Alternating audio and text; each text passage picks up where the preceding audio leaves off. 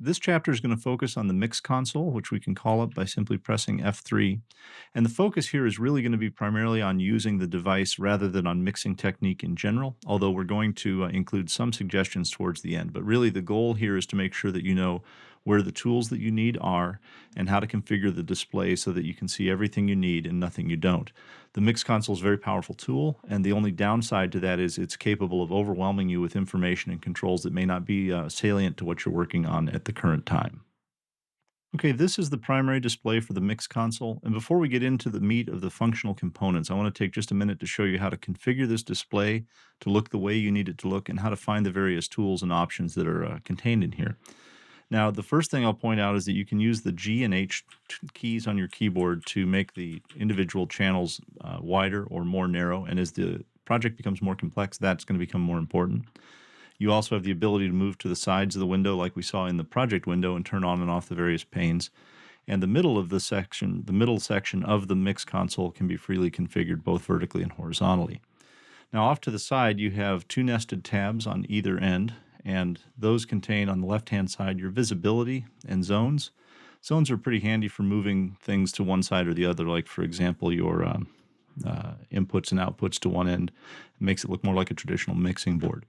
The visibility tab allows you to just manually go in and turn on and off various tracks to thin down what you're looking at. And I should point out that if you turn off the visibility of a track, you're not doing anything to its functionality. It's going to continue to play back and automate or do whatever it's assigned to do. You just don't see it displayed on the mixing board. Now, along those same lines, if you open the channel selector, you can turn off an entire family of tracks in one shot or turn them all back on again. And then you also have the visibility agents menu here, and that allows you a more logical approach. So, for example, if you want to show only tracks with data on them, and in this particular case, what that did was hide primarily the VCA faders, because as we've seen before, the VCA tracks have control information, but they have no musical data at all.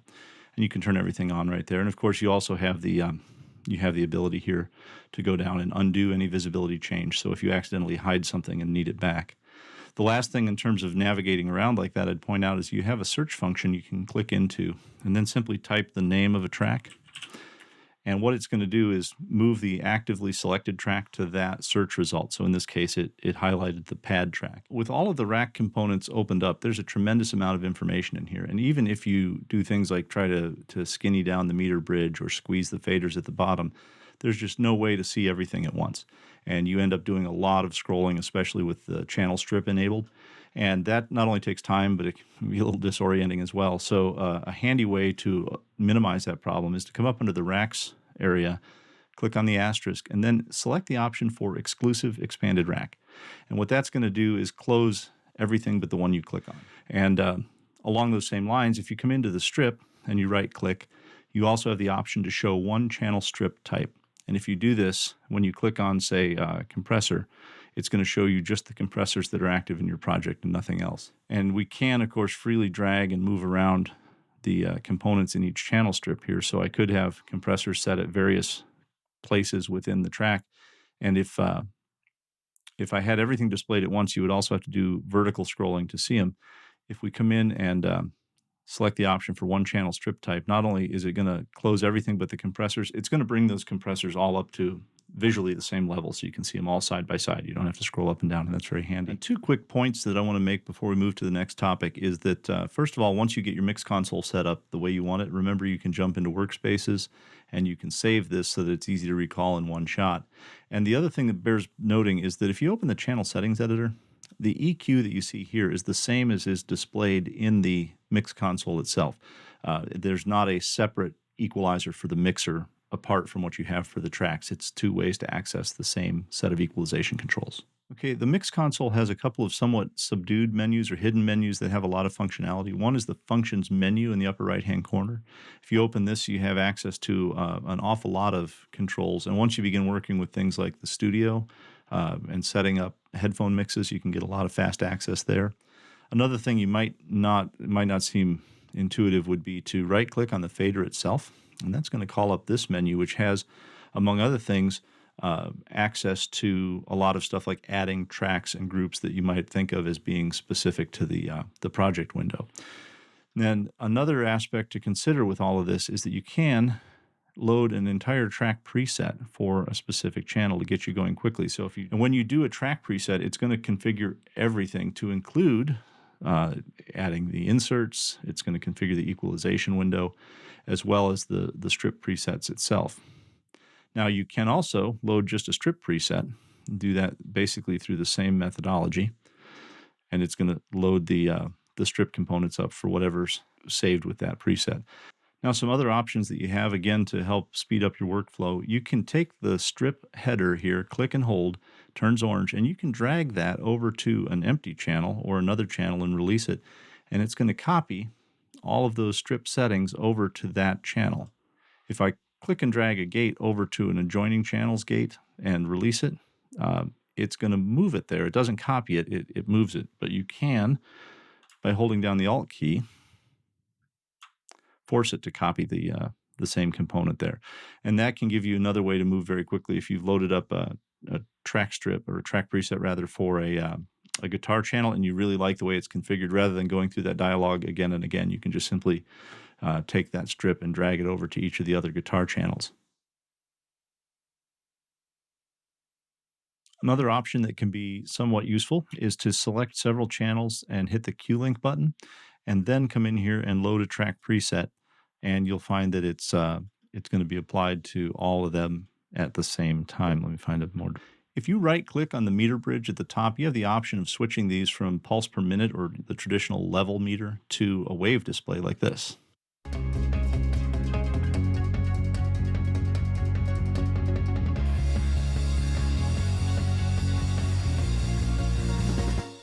Okay, and obviously you can switch back and forth on the fly.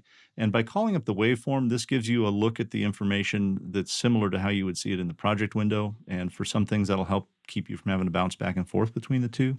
And of course, you have a dedicated level meter down here next to each of the faders, so you're not really losing any visibility by. Then if you move to the right, the meter tab over here, your master, you have the option to display a whole lot of different scales and different presentations. The one thing that I would say is common to all of them is that this 0 point is an absolute ceiling now. You may come across information from working with analog tape where they talk about hitting the tape to +3 or +6, and none of that applies to the digital world at all. Anything above 0 is going to clip. And really the way we're going to prevent that from happening is by going into the stereo out or your master out channel or channels and dropping a brick wall limiter in here. And we'll get into exactly why you would drop that in this specific slot here in just a second. Okay, another nice workflow enhancement that you can access right from the mix console is the ability to add a send. And if I open the sends section here, you can see that nothing's been set up. I can right-click, come down to this option to add effects channel to send one.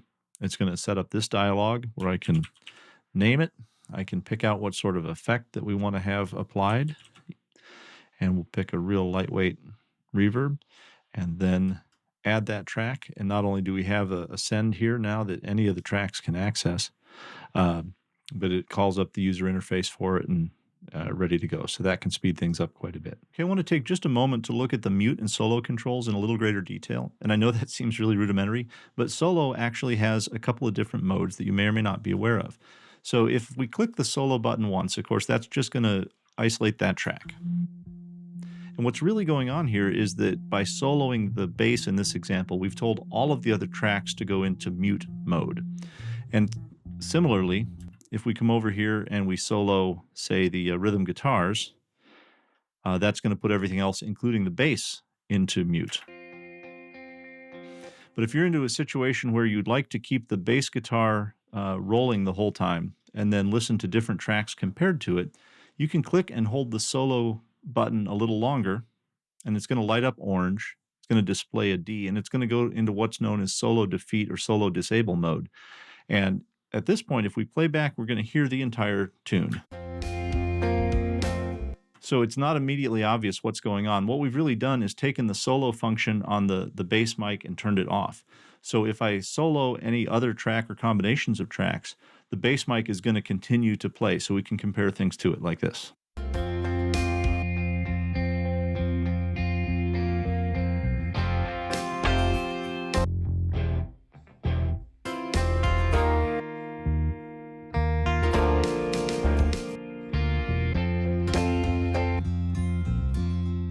that can be a really handy tool, especially if you solo defeat the drums, and then you can go through and listen to each component in your rhythm section, your brass section against the percussion without having to constantly run around and turn on and off different combinations of solos and mutes.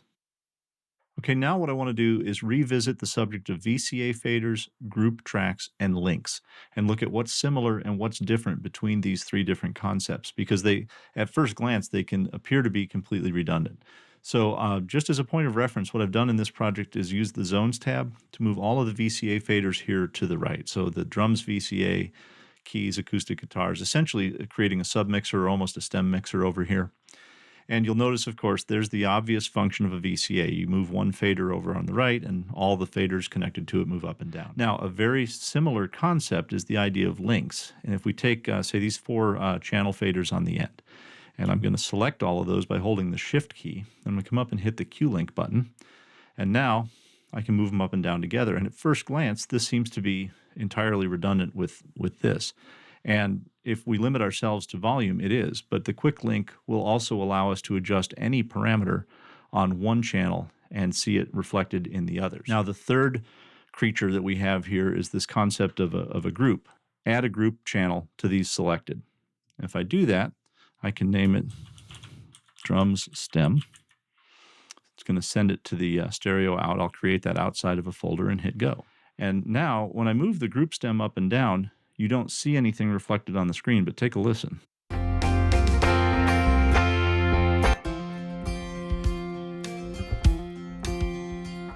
Okay, here, when I pull the group down, all of the drums go silent.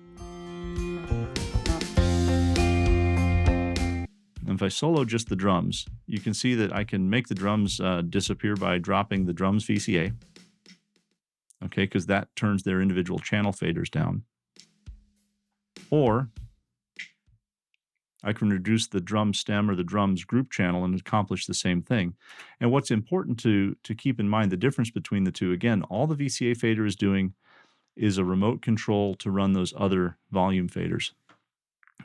In the background, what's going on here, if we look at the routing tab, is that all of the drums are now going to the drums stem channel. So we've created like a monster Y jack in the background. And we could then now is run through one real-world example of how you would use group tracks to achieve a specific creative goal. And what we're going to do is sometimes referred to as parallel compression or the New York drum trick, and to try and combine the dynamics of a normal track but the sound of a highly compressed track. What some producers will do is they'll actually send the drums to two separate audio paths. And the first one they're going to mix normally, and then the parallel path, they'll just compress the living daylights out of it, and then bring that one up gradually underneath. And what you get is a track that remains anchored and dynamically active, but you still get the sound or the grit of a highly compressed track at the same time. But this involves taking your drum mix and sending it to two separate destinations, and that's where a group track can come in really handy. So the first thing that I'm going to do is I'm going to select these three drum tracks over here, and I'm going to right-click and take the option to add a group channel to the selected channels. All right, and we'll call this Crunch Drums.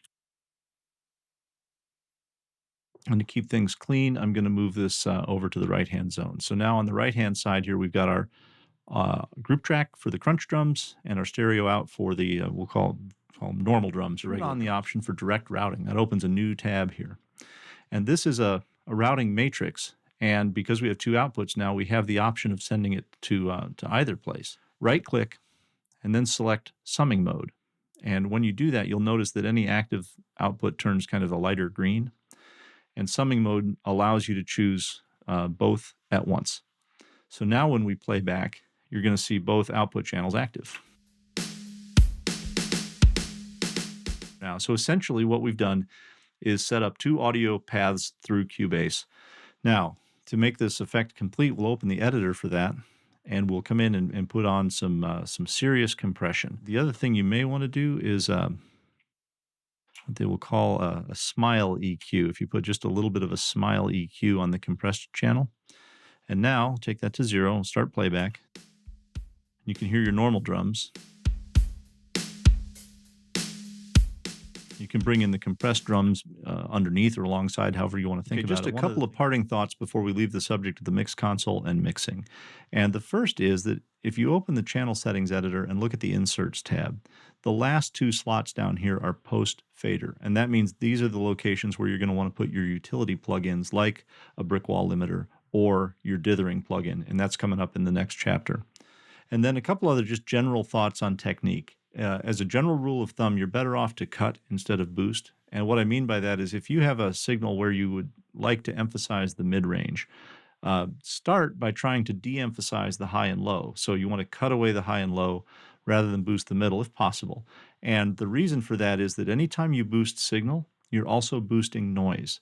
And in terms of gain staging and trying to end up with the cleanest possible output when you're finished, cutting will get you there sooner than boosting. And you can apply that same philosophy to the overall mix too. One technique to use would be to set all of your faders at 0 and then pull down the tracks that are too loud and resist the temptation to take the ones you want to hear more of and push forward, because before you know it, you'll have all the faders at 10. It's just a quirk of the human ear that louder sounds better. So you want to make sure to avoid falling into that trap. And to that end, you want to make sure to mix at different volumes. You want to make sure to mix in different environments or export a mix and listen to it in different environments. You want to make sure to close your eyes once in a while. Especially with all of this fancy stuff in front of us, it's very easy to begin mixing with your eyes instead of mixing with your ears. And last but not least, make sure to take occasional breaks. Let your ears rest and come back to the piece fresh. And that's what we're going to do right now. Take a quick break and we'll come back with exporting.